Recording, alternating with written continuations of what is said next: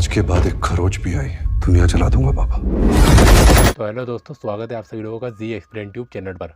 दोस्तों आज मैं एक्सप्लेन करने वाला हूँ फिल्म एनिमल को। जिसने अभी तक ये फिल्म नहीं देखी वो जाकर सिनेमा थिएटर में देख सकता है। वैसे तो ये मेरी पहली फेस रिवील वाली वीडियो है। इससे पहले मैंने कभी कैमरा को फेस ऑफ नहीं किया, इसलिए मैं कैमरे के सामने बहुत ज़्यादा नर्वस हो रहा हूँ। तो प्लीज़ दोस्तों थोड़ी बहुत कुछ गड़बड़ हो जाए तो माफ़ कर देना। चलो अब स्टोरी स्टार्ट करते हैं। फिल्म की शुरुआत में ही दिखाया जाता है रणविजय बचपन से ही अपने बाप से बहुत ज़्यादा प्यार करता है। इसका बाप एक स्टील फैक्ट्री में काम करता है। इसके चक्कर में वो बहुत ज़्यादा बिजी रहता है और अपने बच्चों पर ज़्यादा ध्यान नहीं दे पाता, बस हमेशा अपने काम में ही उलझा रहता है। यहाँ तक कि रणविजय की बहन को जब उसके कॉलेज के कुछ लड़के छेड़ते हैं तो इतना टाइम भी नहीं है कि वो अपनी बेटी की जाके मदद कर सके। तब रणविजय खुद में एक बड़ी सी राइफल उठा के पहुंच जाता है उसके कॉलेज में, सबकी अकल ठिकाने लगा। और ये वही सीन है जो आजकल बहुत ज्यादा वायरल हो रहा है सोशल मीडिया पे। वैसे इस कॉलेज में मैं जा चुका हूँ, हमारा एग्जाम सेंटर हुआ था। खैर इसके बाद रणविजय का बाप उसको बहुत मारता है और कहता है हमने एक क्रिमिनल बेटा पैदा किया है, और उसे अपने से दूर अमेरिका भेज देता है पढ़ने के लिए। और जब वो वापस आता है तब तक उसने लंबे बाल बढ़ा लिए थे और आज भी वो ऐसा ही है, बिल्कुल नहीं बदला। और अपने बाप से आज भी उतना ही प्यार करता है। इसलिए अपने बाप के बर्थडे पे वो गिफ्ट करता है अपने हेयर कटिंग। पर इसका बाप कहता है तुम लंबे बालों में ही बहुत अच्छे लगते हो। तो वो कहता है कोई बात नहीं पापा, मैं फिर से रख लूंगा। यहीं पर उसकी बहन का पति उसे अपने दोस्तों से और सीएम से मिलने के लिए कहता है,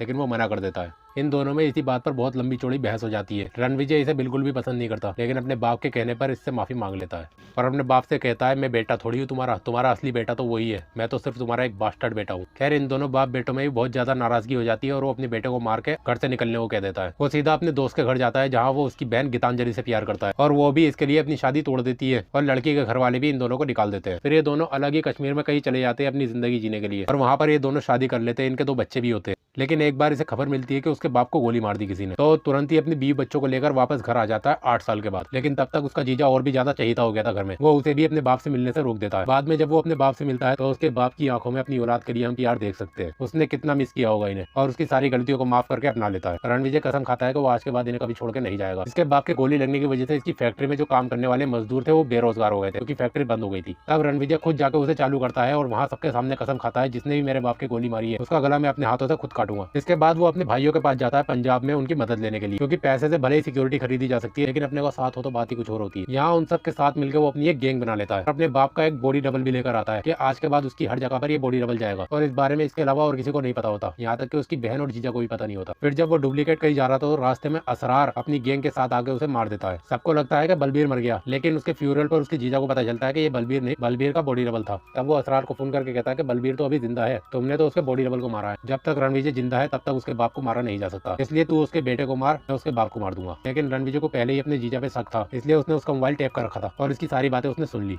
बाद में वो अपने रेस्टोरेंट में अपने जीजा को जान से मार देता है। फिर कुछ दिनों बाद ये अपने रेस्टोरेंट में एक वेपन डीलर से बहुत सारे हथियार खरीदता है, क्योंकि अभी से ही पता चल चुका था कि इसके ऊपर अब हमला होगा ही। लेकिन जब वो हथियार खरीद रहा था तभी असरार 100 लोगों को उसे मारने के लिए उसे रेस्टोरेंट में भेज देता है। इसके बाद यहाँ पर होती है वो ब्रूटली फाइट, जिसके बारे में बताने की कोई जरूरत नहीं है, आप लोगों ने अंजन वैली सॉन्ग में देखी ली होगी। वो 100 लोगों को मार देता है, तब 200 लोग और आते हैं वहाँ पर। तब वो निकाल के लाता है यहाँ पर एक वैसी भयानक बंदूक जिसे बंदूक नहीं आप लोग तोप भी बोल सकते हो। ये संदीप रेड्डी साहब ने खुद बनाई है, जो कि एक रियल बंदूक है। इसे बनाने में 5 से 6 महीने लगे थे। फिर यहाँ पर इतनी गोलियां चलती है कि उन लोगों के साथ साथ यहाँ पर पूरा रेस्टोरेंट भी तबाह हो जाता है। जब सब कुछ शांत हो जाता है तो असरार वहाँ आके उसे 6 गोलियां मार देता है और उसके लोग असरार को मार देते हैं और यहाँ पर इंटरवल हो जाता है। इसके बाद जब उसे हॉस्पिटल में होश आता है तब उसे पता चलता है एक तो वो सुन नहीं सकता, वो बेरा हो चुका है, दूसरा इसके हार्ट में भी प्रॉब्लम है, इसका हार्ट ट्रांसप्लांट किया जाना है। उधर इस्तानबुल में असरार के भाई अबरार को पता चलता है कि उसका भाई मारा गया। ये सुन के वो उसी को मार देता है जो ये खबर लेकर आया था। अबरार गूंगा होता है और इस वक्त वो यहाँ तीसरी या चौथी शादी कर रहा होता है, क्योंकि वो एक मुसलमान है ना। फिर गुस्से में वो सबके सामने अपनी बीवी के साथ सेक्स करने लगता है, जिससे अब ये भी शादी हुई है, लेकिन लगता है ऐसा है जैसे वो सेक्स नहीं बल्कि बलात्कार कर रहा है उसका, और ये होता है असली मायने में जानवर। तो इधर रणविजय का हार्ट ट्रांसप्लांट हो जाता है और जिस आदमी का दिल लिया गया है उसकी वाइफ जो है इसे शुक्रिया अदा करने के लिए आती है। वो इसे अपने दूसरे वाले घर में रोक लेता है क्योंकि ये उसे अच्छी लगने लगी थी और इसके साथ थोड़ी नजदीकियां बढ़ाने लगता है। मतलब फिल्म में सब कुछ खुल्लम खुल्ला दिखाया गया है, तभी तो इसे ए सर्टिफिकेट मिला है। पर उस लड़की को इससे सच में प्यार हो जाता है। तब वो बताती है उसे अबरार ने एक प्लान के तहत यहाँ पर भेजा है। प्लान ये है कि अबरार का एक छोटा भाई है जो एक प्रोफेशनली कसाई है, उसकी सर्जरी करा के रणविजय का डुप्लीकेट बनाया जा रहा है ताकि वो यहाँ पर आ जाए और बलबीर को जान से मार दे और साथ में गीतांजलि को, उसके बच्चों को, रणबीर की माँ बहन सबको मार दे, ताकि हर कोई ये सोचे कि जो अपनी फैमिली के लिए खुद जान दे सकता है आखिर वो खुद इनकी जान क्यों ले रहा है। फिर असली रणविजय को मारने की कोई जरूरत नहीं होगी, वो वैसे ही मर जाएगा। यहाँ वो एक बात और बताती है कि अबरार इसके बाप को बलबीर चाचा के बुलाता है। ये सुन के वो अपने बाप और दादा से पूछता है तो वो बताते हैं अबरार इसका चचेरा भाई है। उसके दादा के 3 भाई थे, जिसमें से एक की औलादों के साथ तो इसने हाथ मिला लिया और और अपनी गैंग में शामिल कर लिया। लेकिन जो तीसरा भाई था उसके साथ मिलकर इसके दादा ने ये फैक्ट्री खोली थी, पर वो धोखेबाज निकला तो इसके दादा ने उसे हिस्सेदारी से निकाल दिया और वो अपना धर्म बदल के इस्तांबुल में चला गया। बाद में अबरार का बाप बलबीर से अपना हिस्सा मांगने आया था। खैर ये कहानी तब से ही चलती आ रही है। अबरार के बाप ने कई सारी शादियां की, उसकी सारी बीवियों से कई सारे बच्चे हैं। इस तरह अबरार भी इसका भाई है जैसे ये लोग हैं। अब रणविजय को पता चल गया था कि उसके परिवार का दुश्मन कौन है। उसके बाप और दादा उसे अपने भाई को माफ करने के लिए कहते हैं, क्योंकि फिर ये दुश्मनी पीढ़ी दर पीढ़ी चलती रहेगी, कभी खत्म नहीं हो। पर वो कहता है सजा मैं दूंगा, माफ आप दोनों कर देना, और निकल जाता है फिर वो अबरार को मारने के लिए। वहाँ जाके वो उसके सारे आदमियों को मार के उसके घर में घुस जाता है। वहाँ पर अबरार की माँ बहन बीवियां सब थी, लेकिन तब तक वो बलबीर को मारने के लिए निकल चुका था वहाँ से। वो एरोप्लेन से जाने ही वाला था कि रणविजय रनवे पे ही उसे घेर लेता है। फिर निकल के आता है यहाँ पर अबरार, और अब यहाँ इन दोनों भाइयों में एक दमदार लाजवाब फाइट होती है। दोनों अपने अपने आदमियों को रोक देते हैं कि कोई बीच में नहीं आएगा। कभी वो उसके ऊपर हावी हो जाता है, कभी वो उसके ऊपर भारी पड़ जाता है, और इस तरह कई घंटे हो जाते हैं इन दोनों को लड़ते लड़ते। But end of the result ये होता है कि रणविजय अबरार से हाथ मिलाने को कहता है कि छोड़ दे ये दुश्मनी, हम दोनों भाई है, भाई की तरह मिलजुल के रहते हैं। लेकिन अबरार अपनी पैंट की चैन खोल के कहता है कि साले मुंह में ले ले,